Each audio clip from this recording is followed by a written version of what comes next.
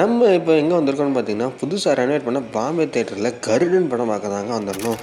காலையிலே போயிட்டோம். போய் டிக்கெட் எடுத்தாச்சு. பட் ரொம்ப பசிக்கிறதுனால நமக்கு வந்து சாப்பிட்டுட்டு பக்கத்துலேயே அந்த இளநீர் சர்பத்து மாதிரி இருந்தது. 300 எம்எல் ரூ. 30 கொடுத்துட்ருக்காங்க.